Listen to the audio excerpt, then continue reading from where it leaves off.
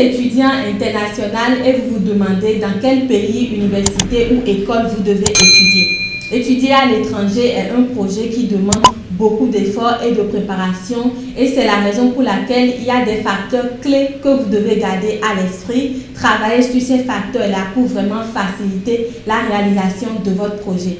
Alors, quels sont ces facteurs que vous devez garder à l'esprit? Le prix des études, le coût de la vie, les bourses et les aides financières, les perspectives de travail, le climat et la langue parlée dans ce pays. Ces facteurs sont très essentiels, vous devez les étudier et voir comment vous y prendre. Mais il y a quelque chose de très important que vous devez garder à l'esprit, c'est la qualité de l'éducation.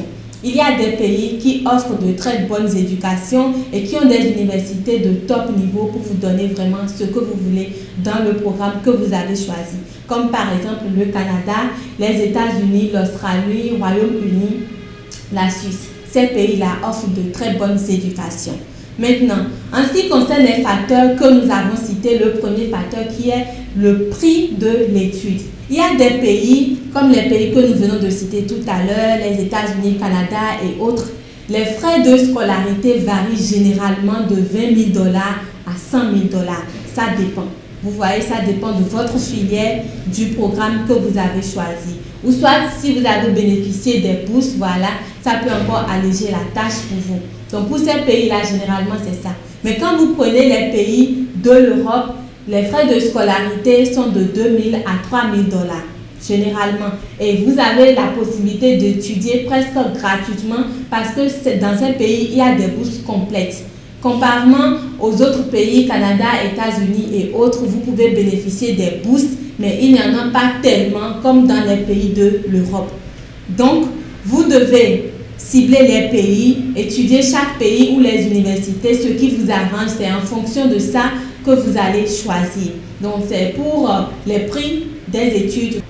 Maintenant, en ce qui concerne le coût de vie, il y a des pays où le coût de vie est vraiment abordable. C'est très moins cher, vous n'avez pas beaucoup de dépenses à faire. Par contre, le salaire n'est pas trop abordable. Donc, pour vous, ce que vous aurez à faire, c'est quoi? Vous choisissez un pays où le coût de vie est abordable pour vous, c'est-à-dire vous avez les moyens financiers qui peuvent vous permettre de vivre dans ce pays-là. Vous finissez votre programme ou formation et puis vous débarquez vers un autre pays où le coût de la vie est cher, mais vous gagnez gros. Comme par exemple Toronto, le coût de la vie est très cher, mais pour une personne qui a le niveau licence, c'est-à-dire Bac plus 3, vous êtes à plus de 60 000 $. Vous voyez que c'est pas mal. Donc, quelles que soient les dépenses que vous aurez à faire, les taxes ou les impôts, vous pouvez quand même économiser. Donc, pour le coût de vie, c'est ce que vous devez savoir. Maintenant, pour les bourses et les aides financières, ce n'est pas toutes les universités ou toutes les écoles ou pays qui offrent des bourses. Nous avons parlé de ça tout à l'heure.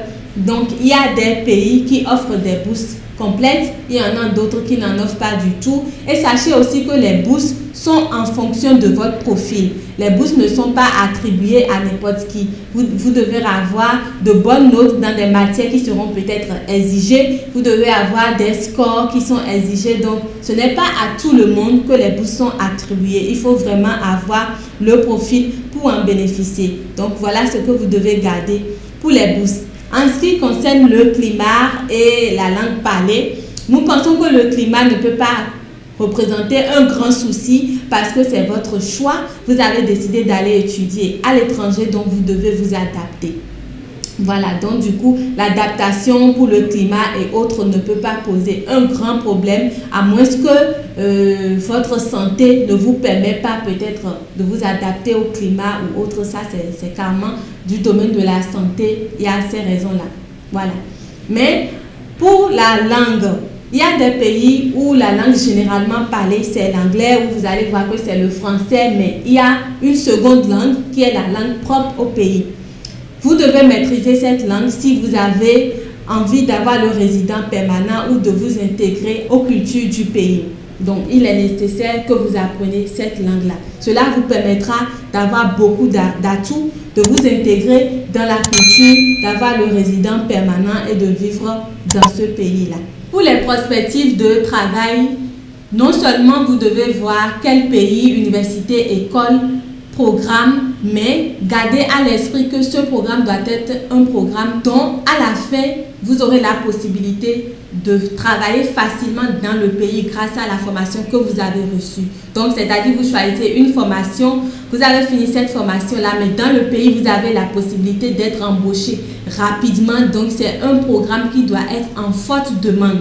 Donc, vous finissez, vous avez un petit job où vous commencez votre emploi et vous vous exercez.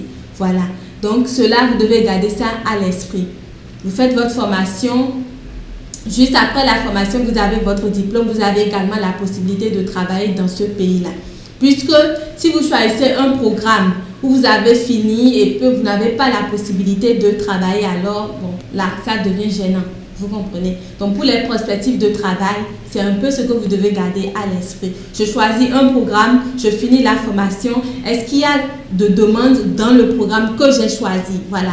Donc, vous devez regarder tous ces aspects-là. Maintenant, vous devez savoir en ce qui concerne l'immigration que le Canada fait partie des pays les plus faciles pour l'obtention du visa, à l'exception du Québec. Pour le Québec, ce n'est pas si facile, mais généralement, les autres provinces, c'est très facile de l'avoir. Donc, voilà l'information que nous avons à partager avec vous dans cette vidéo. Donc, pour ceux qui sont en train de viser le Canada, ne visez plus seulement le Québec, mais prenez en compte aussi les autres provinces. Essayez dans les autres provinces. Apprenez juste un peu l'anglais, la langue, et puis bon, vous allez vous adapter.